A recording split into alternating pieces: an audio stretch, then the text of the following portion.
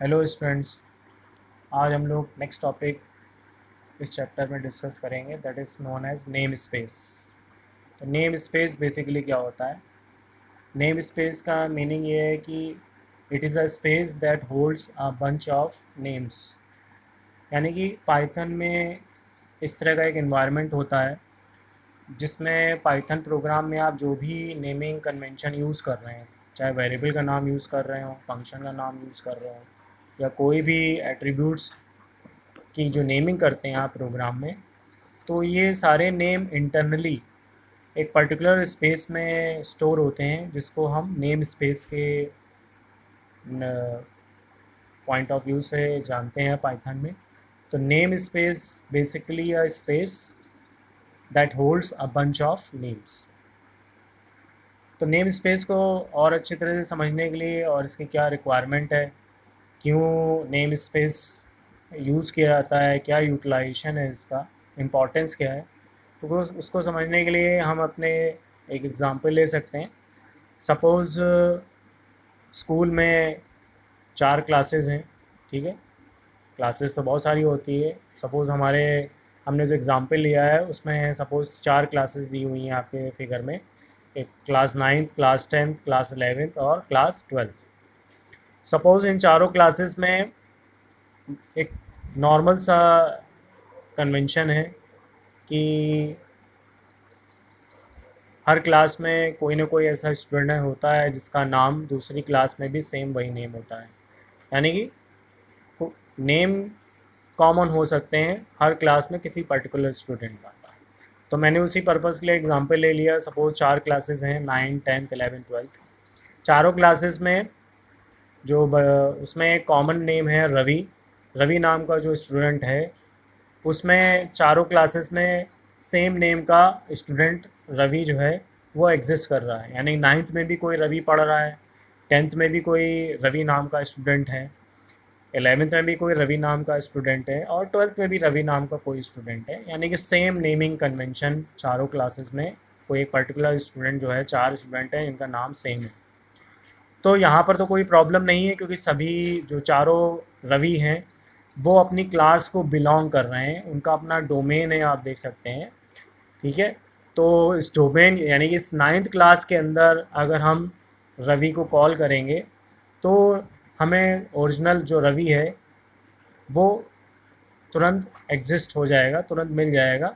उसके लिए कोई भी प्रॉब्लम हमको फेस नहीं आएगी। इसी तरह से अगर हम 10th ऑफ रवि को कॉल करेंगे कि क्लास 10th के रवि को बुलाइए, या क्लास 10th का रवि के बारे में हम इंफॉर्मेशन लेना चाहेंगे तो हमें तुरंत उस अवेलेबल हो जाएगी क्योंकि रवि अभी क्लास 10th में अवेलेबल है।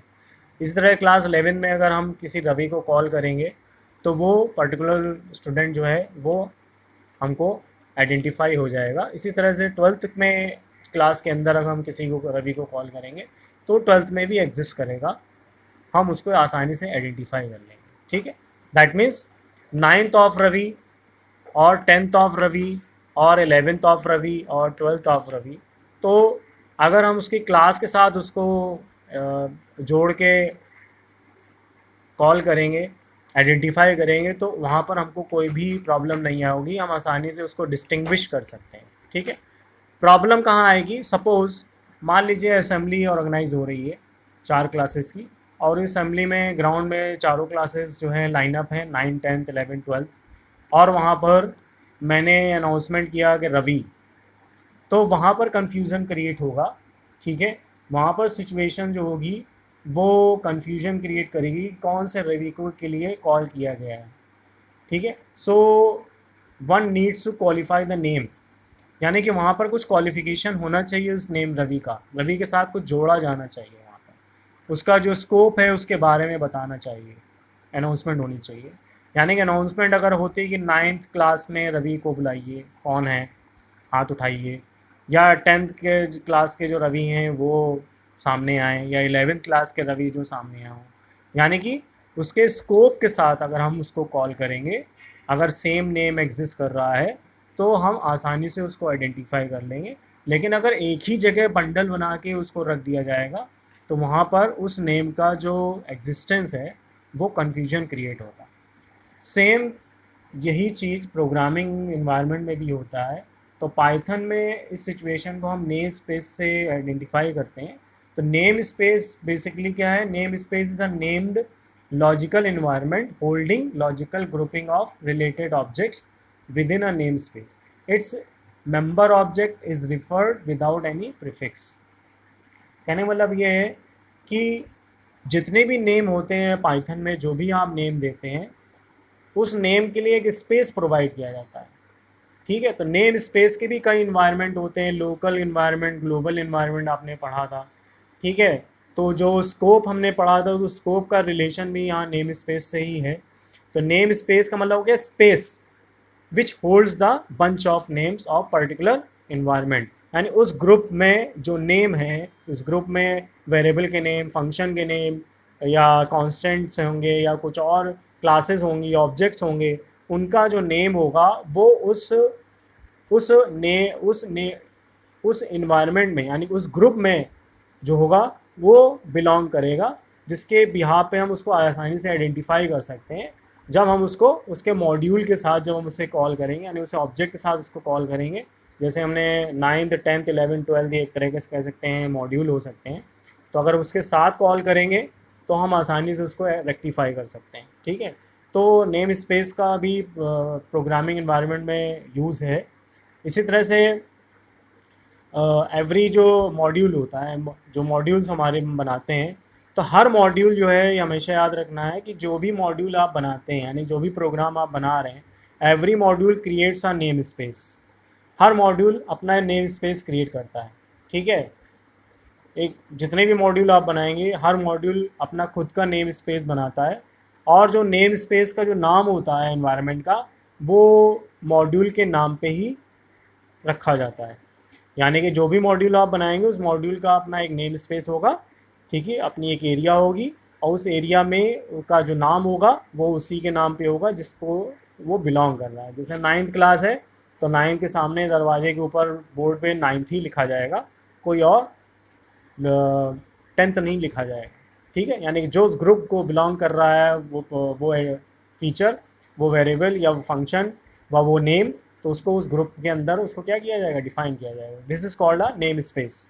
ठीक है, तो इसके लिए हम एग्जांपल ले रहे हैं, ले सकते हैं। सपोज़ दो मॉड्यूल आपने बनाए हैं, एक मॉड्यूल M1 है, एक मॉड्यूल M2 है।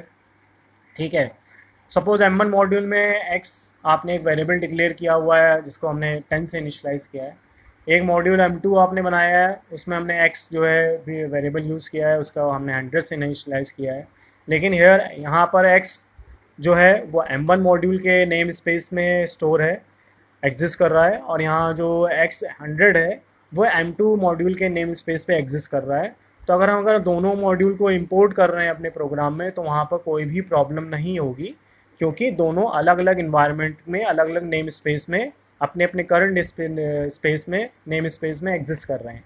तो जब हम उनको उनके क्वालिफाइड नेम के साथ एक कॉल करेंगे, यानी उनके मॉड्यूल के साथ उन्हें कॉल करेंगे, जैसे m1.x, ठीक है, या m2.x, या प्रिंट m1.x, तो आप आसानी से हमें 10 यहाँ मिलेगा, नेचुरल सी बात है। और यहाँ चूँकि x को m2 के रेफर में करस्पॉन्डिंग में कॉल कर रहे हैं, तो यहाँ पर x आपको 100 मिलेगा। ठीक है, उसको हम यहाँ एक फिगर के थ्रू देख सकते हैं कि सपोज़ इंपोर्ट स्टेटमेंट हमने पढ़े थे कि दो तरह के इंपोर्ट स्टेटमेंट होते हैं। दो तरह से आप मॉड्यूल को इंपोर्ट कर सकते हैं, कि इंपोर्ट M1 यानी इंपोर्ट की कमांड से कर सकते हैं, और दूसरा फ्रॉम कीवर्ड से भी कर सकते हैं, फ्रॉम M1 इंपोर्ट x। तो यहाँ इसका मतलब क्या होता है, इस इंपोर्ट का मतलब क्या होता है कि पूरा मॉड्यूल इंपोर्ट हो जाएगा आपके प्रोग्राम में, यानी ये एग्जीक्यूट होगा और आपके प्रोग्राम के साथ अटैच हो जाएगा पूरा मॉड्यूल। यानी इस मॉड्यूल में जो भी कुछ डिक्लेयर किया गया है वो सब प्रोग्राम में अवेलेबल होगा उस रन टाइम में। यहाँ पर क्या हो रहा है, फ्रॉम से अगर आप करते हैं, तो फ्रॉम से हमने पढ़ा था पिछले टर्म में कि अगर आप फ्रॉम से कर रहे हैं, तो यानी कि जो कहने वाला है कि उस M1 मॉड्यूल का सारे जो फीचर्स हैं वो इंपोर्ट नहीं होंगी। जो ऑब्जेक्ट आपने मेंशन किया है इंपोर्ट के साथ, सिर्फ वही इंपोर्ट होगा। जैसे कि हमने यहाँ पर x को इंपोर्ट किया है, यानी कि सिर्फ x वेरिएबल ही प्रोग्राम में क्या होगा, अवेलेबल होगा। M1 में बाकी जितने भी फीचर्स होंगे वो इंपोर्ट नहीं होंगे। ठीक है, अब दोनों के नेम स्पेस के बारे में अगर आप देखें, सपोज़ अगर हम इंपोर्ट M1 कर रहे हैं, तो इंपोर्ट M1 का मतलब क्या होता है, कि आपका जो मॉड्यूल है, code of important module is interpreted and executed, processing कैसे होगी। तो जो मॉड्यूल है वो आपका क्या होगा, इंपोर्ट होगा, इंटरप्रेट होगा पाइथन इंटरप्रेटर के थ्रू और एग्जीक्यूट होगा। उसके बाद उस मॉड्यूल के अंदर जो भी फंक्शंस डिफाइंड हैं, वेरिएबल्स डिफाइंड हैं, क्लासेस डिफाइंड हैं, ऑब्जेक्ट्स डिफाइंड हैं, these are now available to the program that important module, ये अवेलेबल हो जाएंगे आपके प्रोग्राम में, रन टाइम में आप उन्हें यूज़ कर सकते हैं। From important module a new name space is created, ठीक है, यानी कि जो आपने मॉड्यूल, हर मॉड्यूल का अपना नेम स्पेस होता है, उसको हमने नाम दिया है करंट नेम स्पेस, ठीक है। तो करंट नेम स्पेस में आप देख सकते हैं ये उसका अपना एक नेमिंग स्पेस है जिसमें वो सारे नेम्स को होल्ड करेगा जो M1 के अंदर डिफाइन किए गए हैं। उसी में हमने उसको आप देख सकते हैं M1 जो है एग्जिस्ट कर रहा है उस नेम स्पेस में, ये ओरिजिनल नेम स्पेस है M1 का। तो जैसे ही आप M1 को इंपोर्ट करेंगे तो M1 अपना एक सेपरेट, यानी कि एक नया सेटअप जो है क्रिएट करेगा, एक नया नेम स्पेस क्रिएट करेगा, और उस M1 के अंदर जो भी आपने डिफ़ाइन किए हैं, जो भी फीचर्स अवेलेबल हैं, तो वो उस न्यू नेम स्पेस, जो नया नेम स्पेस क्रिएट हुआ है इम्पोर्टेंट मॉड्यूल का, वो वहाँ पर क्या होगा, एग्जिस्ट करेगा, ठीक है। तो उससे क्या होगा कि चूँकि नया नेम स्पेस बन गया है तो यहाँ पर x जो है अब हम M1 के थ्रू उस x को जो है अपने प्रोग्राम में यूज़ कर सकते हैं क्योंकि नया नेम स्पेस बन गया है। तो for important module a new name space is set up with the same name as that of the module. Your important module in your program for example M1, now all the objects of the module, यानी कि M1 के जितने भी objects होंगे, objects मतलब समझ रहे हैं, वेरिएबल्स, फंक्शंस जो भी आपने डिफाइन किए हैं, would be referred as M1.x, यानी कि उनको हम कैसे अब एक्सेस करेंगे, मॉड्यूल नेम डॉट एक्स के फॉर्म में एक्सेस करेंगे, ठीक है। जबकि दूसरे केस में अगर आप बात करें, इस केस में क्या हो रहा है आप देख सकते हैं कि अगर हम फ्रॉम कीवर्ड से इंपोर्ट करते हैं कोई ऑब्जेक्ट, तो फ्रॉम M1 इंपोर्ट x, तो x को हम इंपोर्ट कर रहे हैं, x की वैल्यू 10 है। तो आप देख सकते हैं कि जो M1 का करंट नेम स्पेस है, ओरिजिनल जो नेम स्पेस है, तो चूँकि आपने को उससे एक पर्टिकुलर ऑब्जेक्ट ही इंपोर्ट किया है तो उसके लिए कोई नया नेम स्पेस क्रिएट नहीं होगा, कोई भी नया नेम स्पेस नहीं क्रिएट होगा। No new name space is created, the imported definition is just added in the current namespace. It means that if your program already has a variable with the same name as one of imported via module, then the variable in your program will hide imported member with the same name because there cannot be two variables with the same name in one space, namespace. कहने का मतलब ये है कि अगर आप from से कोई ऑब्जेक्ट इंपोर्ट करते हैं प्रोग्राम में तो इसका एक ड्रॉबैक क्या है, उसके लिए ड्रॉबैक ये है कि कोई नया नेम स्पेस नहीं क्रिएट होता है, ठीक है। वो एग्जिस्टिंग नेम स्पेस को में ही आपका एक्स जो है वो एग्जिस्ट करेगा। तो इससे ड्रॉबैक क्या हुआ कि अगर प्रोग्राम में आप उस एक्स, उस सेम वेरिएबल का कोई सेम नेम का अगर कोई वेरिएबल यूज़ कर रहे हैं तो क्या करेगा, ये local variable hides the detail of module X variable, global variable, यानी कि यहाँ पर एक्स की वैल्यू क्या थी M1 की 10 थी, अब हमने क्या कर दिया एक्स 20 डिक्लेयर कर दिया प्रोग्राम के अंदर। तो अब क्या हो गया, ये लोकल वेरिएबल x20 जो है ये एग्जिस्ट करेगा, ये हाइड कर देगा इस x को, क्योंकि दोनों का ये x का जो नेम स्पेस है वो करंट नेम स्पेस ही है में ही वो नेम ऑक्यूपाइड होगा। हमने पहले भी पढ़ा है कि जितने भी प्रोग्राम में वेरिएबल्स होते हैं, उन वेरिएबल्स के जो वेरिएबल्स होते हैं फंक्शन में, यानी जो भी नेमिंग कन्वेंशन है, ठीक है, तो इस नेमिंग, ये जितने भी नेमिंग कन्वेंशन, जो भी नेम्स आप यूज़ कर रहे हैं प्रोग्राम में, वो करंट नेम स्पेस में उनका नाम जो होता है वो एग्जिस्ट करता है, होल्ड करता है, स्टोर करता है। तो इस करंट नेम स्पेस में एक्स जो है, चूँकि मॉड्यूल का एक्स है तो उसके लिए कोई नया नेम स्पेस नहीं बना है, तो एग्जिस्टिंग नेम स्पेस में उसको वहाँ पर स्टोर किया गया है। तो अब ये एक्स भी यहीं पे स्टोर होगा, तो आप देख सकते हैं डुप्लीकेसी हो गई है। तो ये क्या करेगा, हाइड कर देगा डिटेल को, किसकी डिटेल को, इस इम्पोर्टेड M1 मॉड्यूल में इम्पोर्टेड एक्स की डिटेल को। इसीलिए कहा जाता है कि फ्रॉम से जो है इंपोर्ट नहीं करना चाहिए। कभी कभार प्रॉब्लम आती है कि अगर सेम नेम का वेरिएबल हो गया, नेमिंग कन्वेंशन अगर मैच कर गए, तो इम्पोर्टेड मॉड्यूल का जो फीचर है वो क्या हो जाएगा, हाइड हो जाएगा। इसीलिए बेस्ट प्रोग्रामिंग प्रैक्टिस जो होती है वो यही होती है कि आप पूरा मॉड्यूल इंपोर्ट करें।